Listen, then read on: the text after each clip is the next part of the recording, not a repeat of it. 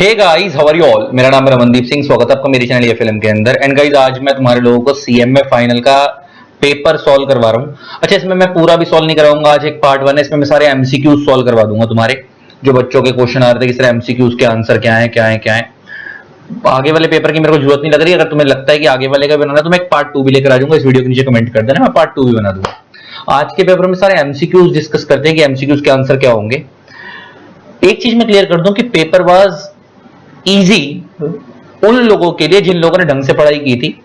एक एक अक्षर हमारी बुक में से कराया हुआ था। मैं आज तुम्हारे को पेज नंबर के साथ दिखाऊंगा हमारी बुक में चीजें कहां पे हैं। और अगर किसी बच्चे ने सिर्फ ढंग से पढ़ाई करी है तो वो काम हो जाता। पेपर मुश्किल किसके लिए था? पेपर मुश्किल उन लोगों के लिए जिन्होंने ढंग से पढ़ाई नहीं करी, सिलेक्टिव स्टडी करी, उन लोगों के लिए मुश्किल था। Otherwise paper was very easy. Conceptual based था, केस स्टडी बेस्ड था, लेकिन वो इजी था, मैनेजेबल था। तो आज हम बात करते हैं, मैं तुम्हारे को एमसीक्यूज की बात करता हूं। एमसीक्यू टोटल में जो आपके 15 एमसीक्यूज है पेपर में, इसमें से 3 एमसीक्यू ऐसे हैं जो इन लोगों ने अलग तरीके के करे। एक एमसीक्यू आपके कोर्स पे बेस्ड नहीं है, वो सीएम में इंटर का कंटेंट है, जनरल मीटिंग का क्वेश्चन है जो फाइनल में डाला। तो इन लोगों ने प्रिज्यूम कर लिया होगा फाइनल का बच्चा तो इंटर का आता होगा। तो वो क्वेश्चन फाइनल के कोर्स में है ही नहीं, वो इंटर का बेस्ड है, तो वो आपको इन्होंने जनरल नॉलेज चेक करने के लिए डाल दिया। एक क्वेश्चन इन्होंने डाला ही गलत है, मतलब है तो वो आपकी बुक का ही कंपटीशन एक्ट, लेकिन वो क्वेश्चन ही गलत फ्रेम करा। बताऊंगा क्यों। वो अनअमेंडेड क्वेश्चन है। अमेंडमेंट के बाद डेज में फर्क अलग था, अमेंडमेंट से पहले डेज अलग थे।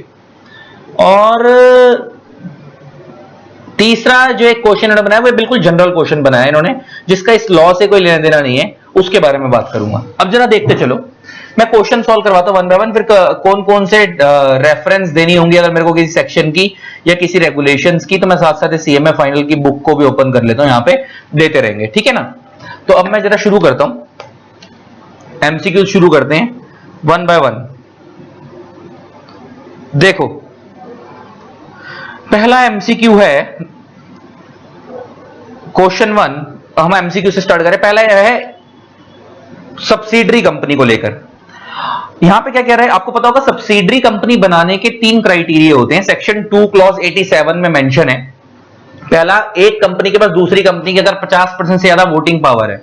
वोटिंग पावर मतलब इक्विटी शेयर, अगर एक कंपनी के पास दूसरी कंपनी के 50% से ज्यादा, तब वो होल्डिंग कहलाएगी, दूसरी सब्सिडरी। दूसरा, अगर एक कंपनी दूसरी कंपनी की composition of board of director control कर रही है, तो एक होल्डिंग कहलाएगी, दूसरी सब्सिडरी जिसकी composition board of director control हो रही है। और तीसरा, चेन होल्डिंग वाला क्राइटेरिया होता है कि ए की सब्सिडरी बी है, बी की सी, तो सी इनडायरेक्टली ए की भी हो गई। तो ये तीनों में ना और है। ये लो मैं तुम्हारे को दिखा भी देता हूं। हम लोग क्लास में जब कराते हैं तो बच्चों को बता भी देते हैं कि इसमें और पे ध्यान देना होता है। टाइप्स ऑफ कंपनी वाला चैप्टर का क्वेश्चन है ये, सेक्शन 2 क्लॉज 87 सब्सिडरी कंपनी पे लेकर चलता हूं तुम्हारे को। सब्सिडरी कंपनी, फटाफट देखते हैं। सब्सिडरी, ये रहा। सब्सिडरी कंपनी कब बनेगी? अगर उसमें से होल्डिंग कंपनी क्या करेगी, या तो उसकी composition of board of director control कर ले, या उसके more than 50% voting power hold कर ले, या वो चेन होल्डिंग वाला क्राइटेरिया। आपका जो क्वेश्चन है वो इन दो क्वेश्चनों को इन्होंने कंबाइन करके बनाने की कोशिश की थी। और composition of board of director control करने का मतलब है कि अगर एक कंपनी के पास, ये देखो composition of board of director का मतलब इस सेक्शन में नीचे की तरफ दिया हुआ है कि अगर एक कंपनी के पास दूसरी कंपनी के मेजॉरिटी और ऑल ऑफ द डायरेक्टर्स को, कैन अपॉइंट और रिमूव ऑल और मेजॉरिटी ऑफ द डायरेक्टर्स, अगर एक कंपनी दूसरी कंपनी के मेजॉरिटी और ऑल ऑफ द डायरेक्टर्स को अपॉइंट और रिमूव कर सकती है, तो उस कंपनी के पास दूसरी कंपनी की क्या है, कॉम्पोजिशन है। तो इस एग्जांपल में क्या हुआ था, अगर आप इस एग्जांपल में देखोगे तुम्हारे पेपर की जो केस स्टडी है, एबीसी लिमिटेड के पास XYZ लिमिटेड की 35% शेयर है, तो वो देखो शेयर के बेस पे तो वो होल्डिंग कंपनी नहीं है। लेकिन the majority of the directors of XYZ limited are appointed and remove by ABC limited. इसका मतलब XYZ लिमिटेड के मेजॉरिटी ऑफ द डायरेक्टर्स को अपॉइंट और रिमूव एबीसी करती है। इसका मतलब एबीसी लिमिटेड के पास XYZ लिमिटेड की composition of board of director है। ये पहले वाला पॉइंट हो गया, ये पहले वाला पॉइंट हो गया। उसके बाद उसकी क्या है, composition of board of director है। तो इसलिए ये XYZ लिमिटेड एबीसी लिमिटेड की क्या है, सब्सिडरी है। जो यहां पे लिखा है ना, तो एबीसी लिमिटेड के पास क्या है, majority of director of XYZ limited are appointed remove by ABC limited, XYZ limited is a subsidiary of ABC limited. Answer is D. D point है, पहले वाले का आंसर है डी। नेक्स्ट, ये क्वेश्चन जो है ना, ये पता कहां से बनाया है? ये सेक्शन से नहीं बनाया, रूल से बनाया है। ये इंडिपेंडेंट डायरेक्टर का क्वेश्चन है। इंडिपेंडेंट डायरेक्टर का सेक्शन था 149 सबसेक्शन 4 से लेकर 12 तक, और साथ में आपको एक रूल 4 पढ़ना होता था जिसमें इंडिपेंडेंट डायरेक्टर को अपॉइंट करने के बारे में बात की गई थी।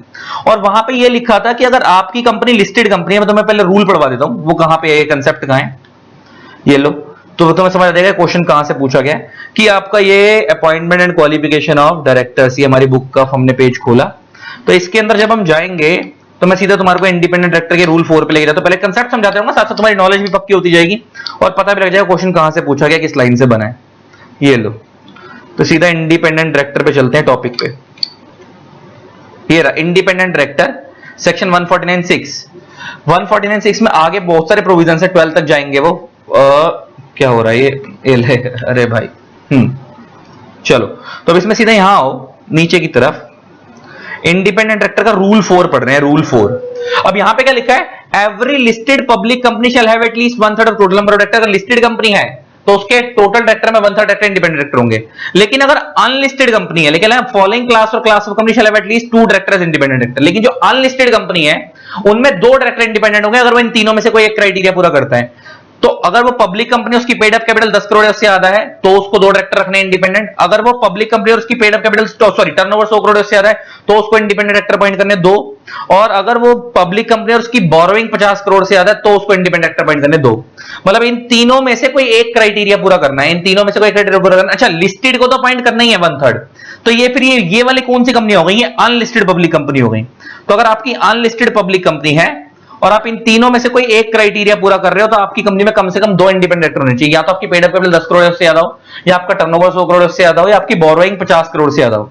अगर आप इस वाले क्वेश्चन में देखोगे, सेकंड वाले क्वेश्चन में जो आपका पूछा गया है, क्वेश्चन क्या पूछा गया आपका, ये देखो तो ये रहा कि the paid up capital requirement in a public company in which the number of independent director shall be at least 2। ऐसी कौन सी पब्लिक कंपनी जिसके अंदर पेड 2 कम से कम इंडिपेंडेंट डायरेक्टर चाहिए होते हैं, उसकी पेड अप कैपिटल कितनी होगी, तो पेड अप कैपिटल 10 करोड़ होगी। ये पहला, इसका आंसर आएगा ए। ये अगर इस बच्चे ने 4th करा है तो गलत करा है, इसमें नीचे टिक लगाया है, इसका आंसर आएगा ए। वैसे इसने ऊपर की तरफ टिक लगाया हुआ है, अब ये पता नहीं किस बच्चे की आंसर शीट में उसने दी थी, तो इसका आंसर आएगा ए, 10 करोड़।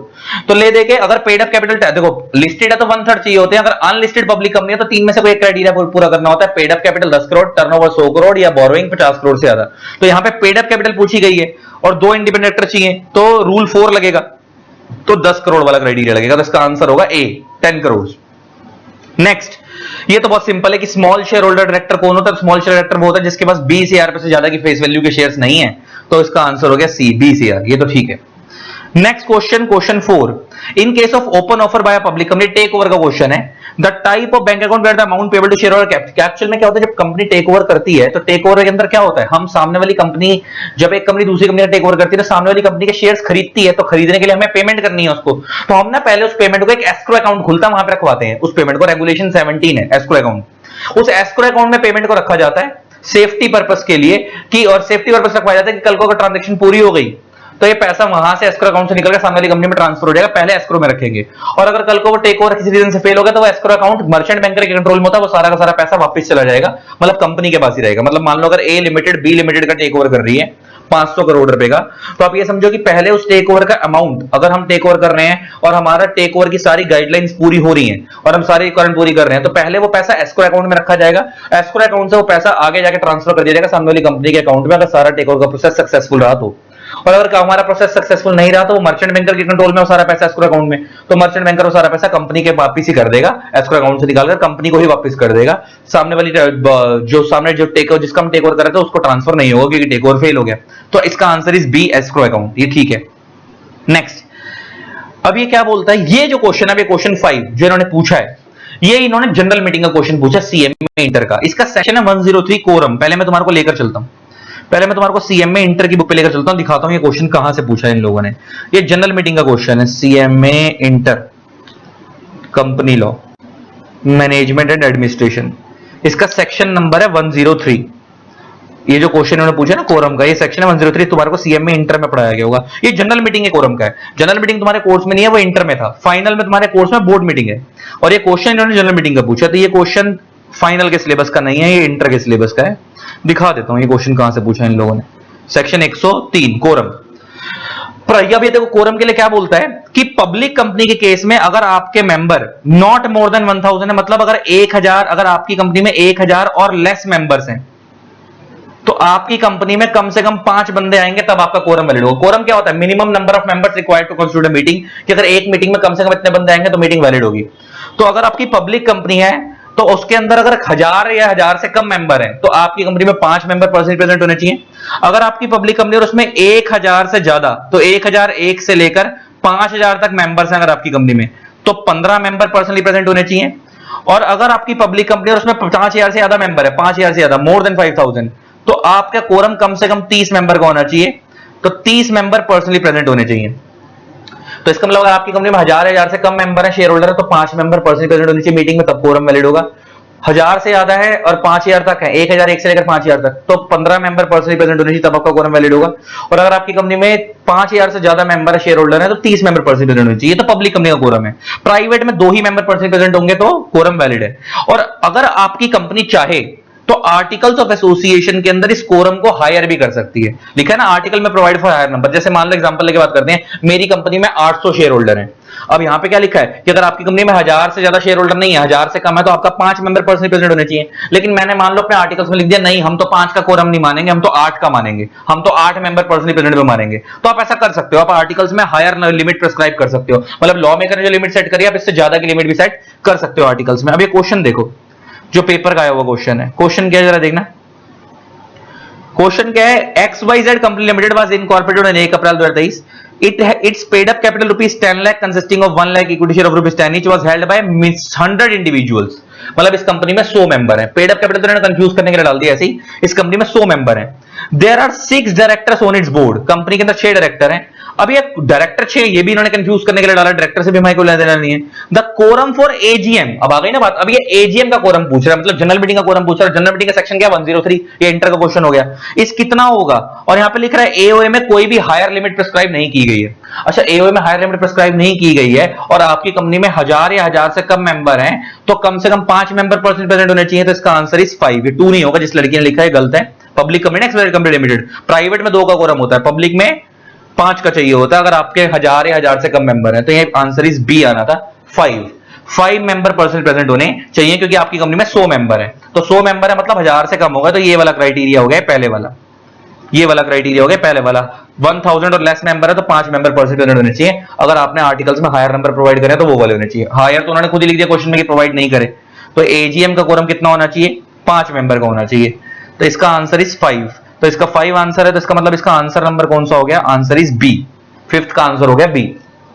नेक्स्ट, ये जो क्वेश्चन है 6th क्वेश्चन, अच्छा वो इंटर का था। ये 6th क्वेश्चन जिन्होंने बनाया है ना, ये एक जनरल क्वेश्चन बनाया है। इसका पूरे कंपनी एक्ट से कोई लेना देना ही नहीं है, मतलब इसका कोई स्पेसिफिक सेक्शन नहीं है। देखो यहाँ पे क्वेश्चन भी ना, पता क्या बनाया है, the board of directors of a limited company wants to co-opt an expert in a specialised field. In this context the correct option is, मतलब आपकी कंपनी के डायरेक्टर्स अपने पास हर एक फील्ड के लिए एक एक्सपर्ट अपॉइंट करना चाहते हैं।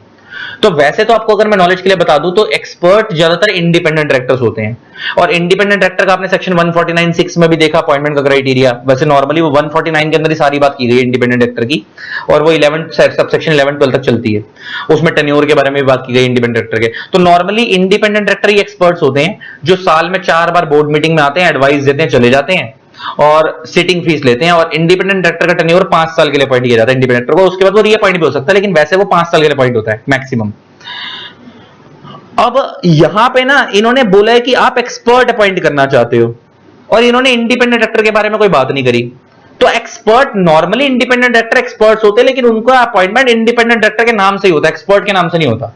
तो इधर यहाँ पे इन्होंने एज सच कुछ बताया नहीं है कि ये इंडिपेंडेंट डायरेक्टर, अगर ये लिखते हैं कि यहाँ पे board of director independent director को अपॉइंट करना चाहते हैं स्पेशलाइज्ड फील्ड के लिए, तो बात अलग होती। लेकिन यहाँ पे उन्होंने लिखा है ये एक्सपर्ट को अपॉइंट करना चाहिए। जरूरी थोड़ी कि एक्सपर्ट इंडिपेंडेंट डायरेक्टर बनाकर ही लेकर आएंगे, किसी एक्सपर्ट को नॉर्मली भी अपनी कंपनी में लेकर आ सकते हैं, किसी पर्टिकुलर फील्ड के एक्सपर्ट को। तो फिर उस एक्सपर्ट का टेन्योर कितना होगा, तो tenure of expert director shall not exceed such period as may prescribe specified in the articles. इसका आंसर इज 1, ए होगा।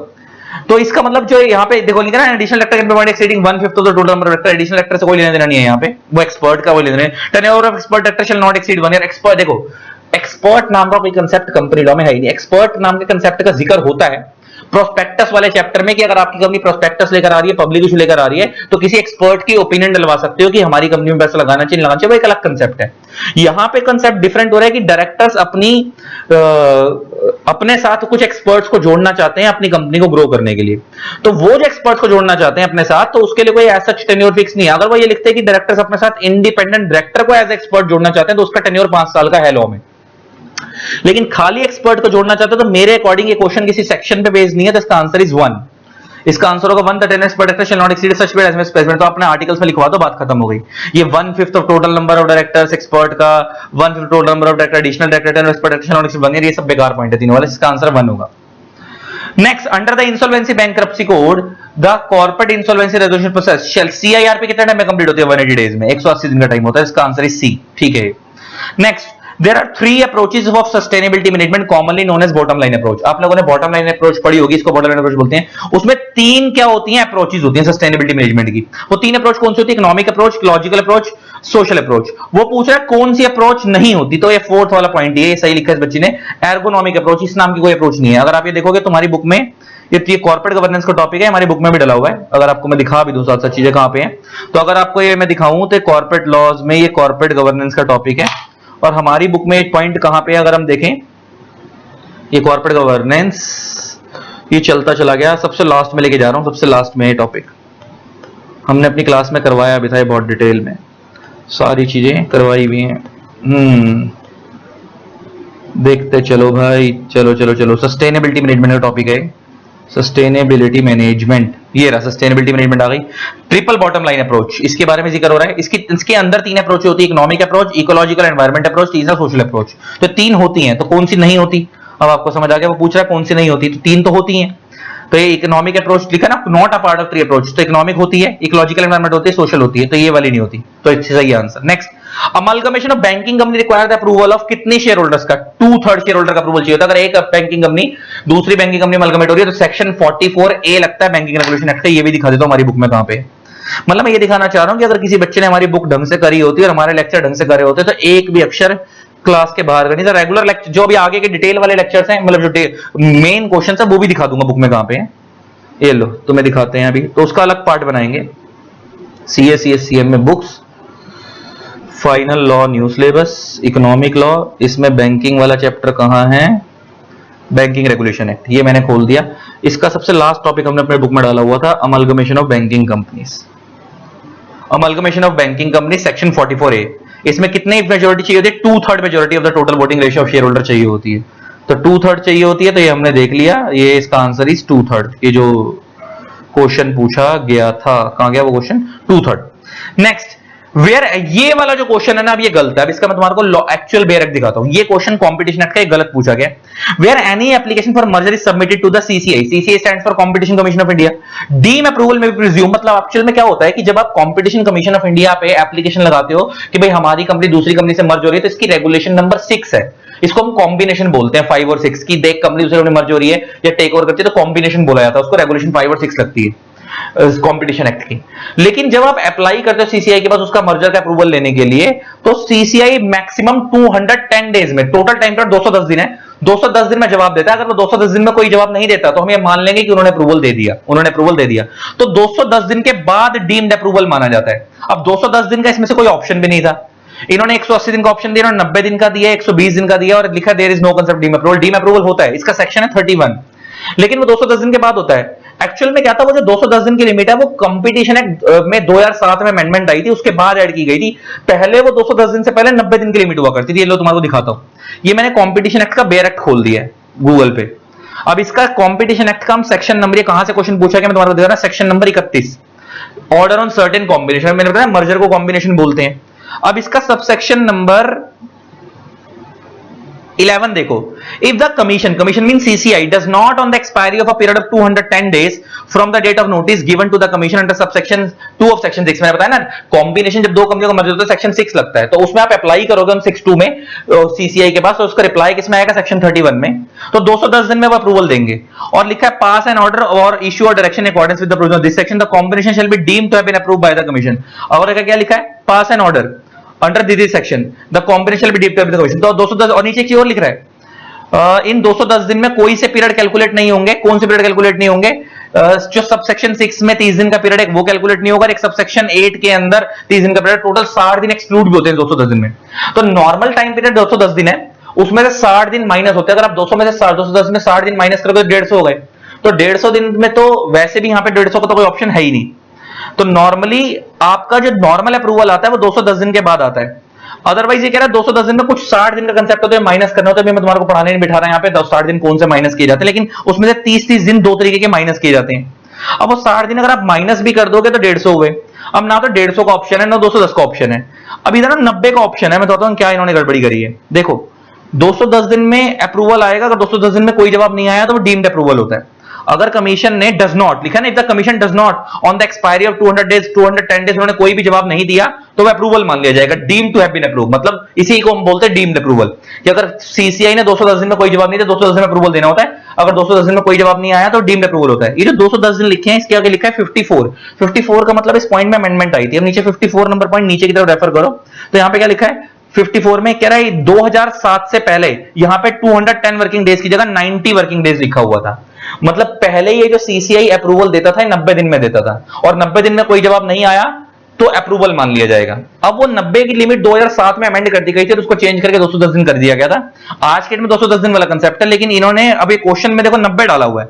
अब ये क्वेश्चन देखो तो इन सालों ने 90 डाला हुआ है, हरकत देखो इनकी। ये रहा नो अप्रूवल से विद 90। तो जिस बच्चे ने 90 जिस बच्चे ने बी लिखा है ठीक हो जाएगा इसका, क्योंकि इन्होंने अनअपडेटेड क्वेश्चन पूछ लिया। 210 का कोई ऑप्शन ही नहीं है, और 210 का कोई ऑप्शन है 210 दिन से पहले जो पुरानी लिमिट थी वो 90 दिन की थी, तो इसका आंसर इज बी। ठीक है कि अगर 90 दिन में कोई जवाब सीसीआई ने नहीं दिया तो डीम्ड अप्रूवल होगा, तो इस बच्चे ने अगर बी लगाया तो ठीक है।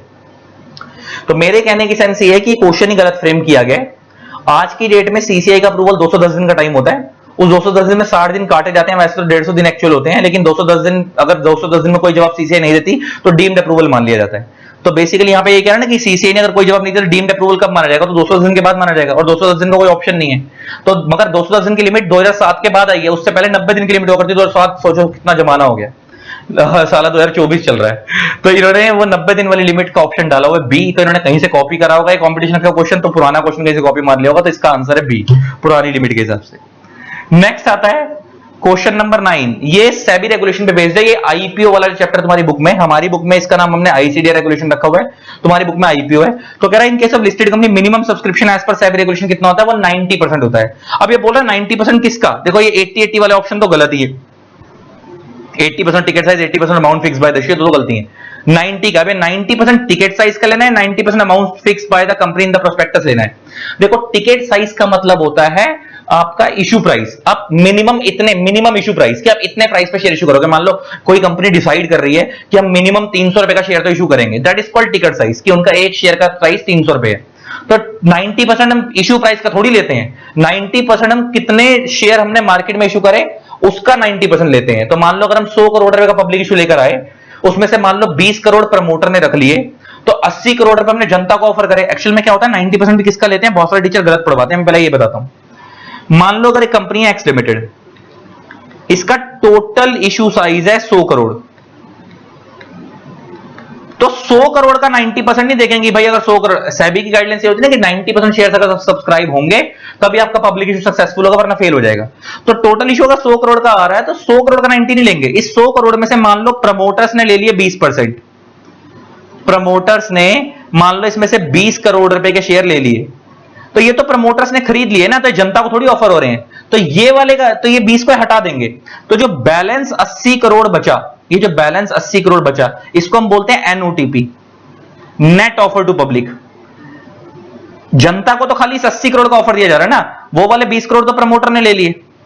तो इस 80 करोड़ का 90% सब्सक्राइब होना चाहिए, इस 80 करोड़ का 90% सब्सक्राइब होना चाहिए, वरना पब्लिक इशू क्या हो जाएगा, फेल हो जाएगा। ये रिक्वायरमेंट होती है सेबी की। तो इसका मतलब जनता को जो ऑफर किया जा रहा है उसका 90%, क्योंकि ये वाला 20% तो जनता को ऑफर ही नहीं किया जाएगा तो प्रमोटर ले लेंगे। तो बेसिकली जो प्रोस्पेक्टो, तो यहां पे तुम्हारे को हम दिखाऊं तो यहां पे ना, इसमें जो यहां पे जिन्होंने ऑप्शन दिया है 90% ऑफ किसका, ये जो ऑप्शन दिया था ना इन्होंने 90% दो दिए इन्होंने। एक तो 90% ऑफ टिकट साइज है और दूसरा है 90% of amount fix by the company in the prospectus. इसका आंसर होगा सी, बी नहीं होगा, टिकट साइज नहीं होगा, सी होगा, fix by the company in the prospectus. अभी इसने थोड़ी सी वर्डिंग बदली है, एक्चुअल में तो मैं दिखाता हूं एक्चुअल वर्डिंग क्या है इसकी रेगुलेशन की, कहां से पूछा गया क्वेश्चन। ये रेगुलेशन नंबर 45 से पूछा गया है आईपीओ वाले चैप्टर का, दिखाता हूं कहां पे है हमारी बुक में, कहां पे है, सेबी आईसीडीआर रेगुलेशंस 2018। ये मैंने खोला,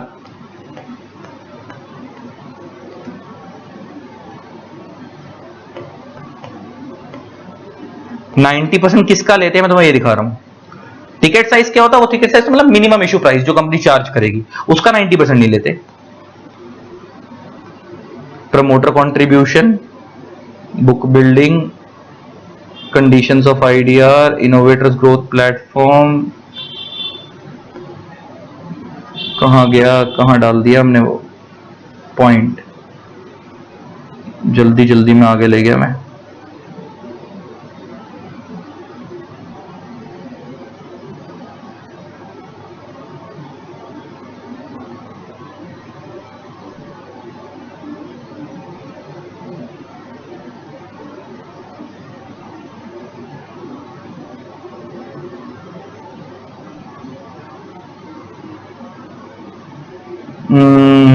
कहां डाल दी मैंने वो चीज?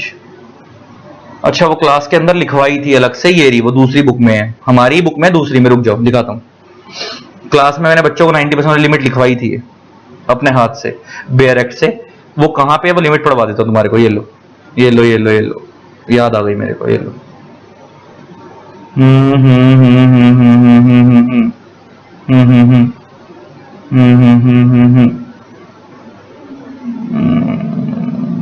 ये लो, ये है इसका आंसर। 90% मैं तुम्हारे को बताता थी, मैं तुम्हें दिखा रहा हूं कि किस रेगुलेशन से क्वेश्चन बेस्ड है। सिर्फ वर्डिंग बढ़वाने के लिए।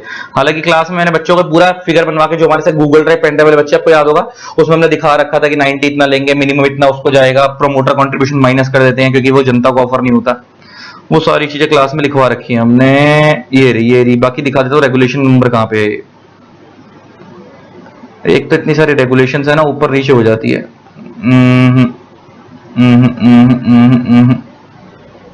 अंडर राइट, ये रहा मिनिमम सब्सक्रिप्शन।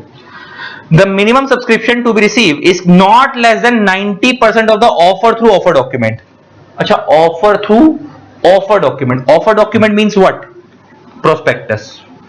तो जितना आपने जनता को ऑफर करा है उसका 90%, क्योंकि मैंने तुम्हारे को बताया कौन सा माइनस होता है, जो प्रमोटर ले लेते हैं, रेगुलेशन 45 है, तो जो प्रमोटर ले लेते हैं वो तो आउट रहता है। 90% हम लोगों ने करा रखा है, 90% वैसे भी हर बच्चे ने 90% ही लगाया होगा, हर टीचर क्लास में बताता ही है, लेकिन 90% बच्चा कंफ्यूज होगा टिकट साइज का है किसका, तो प्रोस्पेक्टस वाले का। तो मैंने बता दिया कि 90% किसका होता है, ओवरऑल इशू साइज का नहीं होता, जितना जनता को ऑफर किया जा रहा है उसमें से जितना प्रमोटर ने ले लिया वो हटा देते हैं, बाकी वाला जो पोर्शन जनता को ऑफर किया जा रहा है उसका 90%, और जनता को प्रोस्पेक्टस के थ्रू ऑफर किया जा रहा है तो उसका 90% सब्सक्राइब होना चाहिए। तो इसका आंसर इज सी, ये रेगुलेशन 45 है। कहां गया, इसका answer is C, 90% of the amount fixed by the company in the prospectus. Next are the business intelligence tools which put up BI and data visualization directly into business application is called as embedded BI. जहां पे BI और data visualization को combine कर दिया जाता है उसे हम embedded BI बोलते हैं, दोनों कंबाइन करने वाले को। Next is in the classification of MSME, which one of the following criteria for medium enterprise? आपको पता होगा MSME मतलब micro small and medium enterprise. तो micro small and medium enterprise की हमने अपनी बुक में डेफिनेशन डाल रखी है, ये लो, ये रही। तो उसका क्राइटेरिया है एमएसएमई का, ये रहा micro small and medium enterprises, MSME, ये रहा। तो इसमें एमएसएमई का क्राइटेरिया क्या, ये लो हमने पूरा एक चार्ट बनाया हुआ था। माइक्रो कौन सी मानी जाएगी, जिसके अंदर प्लांट एंड मशीनरी में इन्वेस्टमेंट 1 करोड़ से ज्यादा नहीं है और टर्नओवर 5 करोड़ से ज्यादा नहीं है। स्मॉल कौन सी होगी, जिसमें प्लांट एंड मशीनरी में इन्वेस्टमेंट 10 करोड़ से ज्यादा नहीं है, टर्नओवर 50 करोड़ से ज्यादा नहीं है। और मीडियम कौन सी होगी, जिसमें प्लांट एंड मशीनरी में इन्वेस्टमेंट 50 करोड़ से ज्यादा नहीं है और टर्नओवर 250 करोड़ से ज्यादा नहीं है। तो 50 और 250 वाली लिमिट देखनी थी हमारे को मीडियम के लिए, क्योंकि इसने क्वेश्चन में मीडियम पूछा है, तो मीडियम वाली हो गई वो जिसके अंदर 50 और 250 की लिमिट है। तो देखो क्या लिखा है, classification of MSME which one of the following criteria for medium, medium के लिए 50 और 250 है, investment in plant and machinery and equipment turnover is correct. तो पहला पॉइंट ही है इसका, तो plant and machine investment 50 crore से ज्यादा नहीं होना चाहिए और टर्नओवर 250 करोड़ से ज्यादा नहीं होना चाहिए। इसका आंसर है ए, 12th का ए, 13th का ए। नेक्स्ट आता है इंसॉल्वेंसी बैंक्रप्सी कोड के पास कौन सी पावर होती है समन वगैरह इशू करने के लिए। जो सिविल कोर्ट के पास पावर होती है, एक आपको पता है 2 तरह के कोड होते हैं, सिविल कोर्ट, क्रिमिनल कोर्ट। तो जो सिविल कोर्ट के पास पावर होती है समन्स वगैरह इशू करने के लिए, वही पावर आईबीसी के पास भी। तो इसका answer is D, civil court, 14th का। और as per IRDA act minimum paid up capital requirement कितनी है life insurance company, general health insurance की? आपको पता होगा लाइफ इंश्योरेंस और जनरल इंश्योरेंस और हेल्थ इंश्योरेंस, उसकी minimum paid up capital requirement 100 crore है तीनों के लिए। सिर्फ री इंश्योरेंस वाली कैटेगरी के लिए 200 करोड़ है, बाकी इनके लिए 100 करोड़ है। ये तुम्हारे को, ये भी हमारी बुक में लिमिट मैंने कहां पे डाली हुई है दिखा देता हूं, ये लो। तो इसका आंसर होगा 100 करोड़, ये लो। Company law and SEBI, sorry CMA final law है ना, CMA final law new syllabus, economic laws, इसमें इंश्योरेंस वाला चैप्टर ये रहा। अब इसमें ये लिमिट दिखाते हैं, कहाँ है वो, हमने एक चार्ट डाला हुआ था इसमें, ये रहा। लाइफ इंश्योरेंस जनरल इंश्योरेंस के लिए 100 करोड़ की लिमिट है, हेल्थ इंश्योरेंस के लिए 100 करोड़ की लिमिट है, री इंश्योरेंस वाले के लिए 200 करोड़ की लिमिट है। तो अब हमारा जो क्वेश्चन था, इन्होंने जो पूछा है वो किस पे पूछा है, इन्होंने जो क्वेश्चन पूछा आईआरडी एक्ट के अकॉर्डिंग लाइफ, जनरल और हेल्थ, इन तीनों के लिए तो 100 ही थी, तो इसका आंसर होगा 100 करोड़ बस। इसी के साथ तुम्हारे एमसीक्यू हो गए समाप्त। तो अगर आपको समझ आया हो तो सारे एमसीक्यू करे हुए थे, इसमें से 2 एमसीक्यू ऐसे थे, 3 एमसीक्यू जो इन्होंने गलत बनाए हैं। गलत क्या है मतलब, एक एमसीक्यू ठीक है वो जनरल मीटिंग वाला, वो सीएम में इंटर से पूछा गया है। दूसरा एमसीक्यू बिल्कुल जनरल है, फाइनल का बच्चा, तो उन्होंने कैसे बना दिया है। तीसरा एमसीक्यू मैंने बता दिया कॉम्पिटिशन एक्ट से पूछा गया, लेकिन वो क्वेश्चन ही गलत अनअपडेटेड पूछा गया, तो उसका आंसर तो अब अभी के हिसाब से 90 होना चाहिए। वैसे रियल लाइफ में तो 210 दिन हो चुका है, लेकिन इसके अकॉर्डिंग 90 दिन वाला आंसर बैठेगा इसका। ठीक है जी, चलो जी, आई होप आपको वीडियो अच्छी लगी होगी। इस तरीके से वीडियोस को प्यार देते रहे, keep learning keep supporting, thanks lot, bye bye. And जिन लोगों ने चैनल को सब्सक्राइब नहीं करा, सब्सक्राइब कर देना, साथ में बेल आइकन को प्रेस कर देना, ताकि आप लोगों को मेरे न्यू वीडियोस की नोटिफिकेशन मिलती रहे। बाकी अगर आप लोगों को हमारी गूगल ड्राइव और पेन ड्राइव क्लासेस चाहिए तो हमारा नंबर स्क्रीन पे फ्लैश हो रहा है, आप ले सकते हो, बाय कर सकते हो। अदरवाइज आप मेरे को व्हाट्सएप पे 3 चीजें लिख के भेज देना अगर आपको हमारी क्लासेस चाहिए हो तो। आपका नेम, XYZ जो भी है, आपका लेवल में आप लिखोगे सीएमए फाइनल, एंड आपका पर्पस में आप लिखोगे inquiry for CMA final law. आप ये 3 चीजें अगर मेरे को लिख के दे दोगे तो मैं आपको क्या कर दूंगा, फाइनल लॉ की क्लासेस की detail, Google drive, pen drive क्या है सब शेयर कर दूंगा, प्राइसिंग, वैलिडिटी व्यू, सारी डिटेल आपको व्हाट्सएप पे दे दी जाएंगी। नंबर हमारा व्हाट्सएप वाला स्क्रीन पे फ्लैश हो ही रहा है, बाकी स्टिल मैं लिख भी देता हूं 8802233513, और यही नंबर स्क्रीन पे फ्लैश भी हो रहा है। कॉल मत करना, खाली मैसेज करना, आपको डिटेल दे देंगे। बाकी अब ये पार्ट 1 था जिसमें मैंने पूरा का पूरा आपको सिखा दिया, आपके आंसर शेयर कर दिए सारे। अगर आपको पार्ट 2 चाहिए और आगे के क्वेश्चंस के लिए डिटेल वाले क्वेश्चंस का आंसर क्या है और क्या होना चाहिए था तो बता देना, उसकी भी वीडियो बना देंगे अलग से। चलो bye bye, love you all, Tata.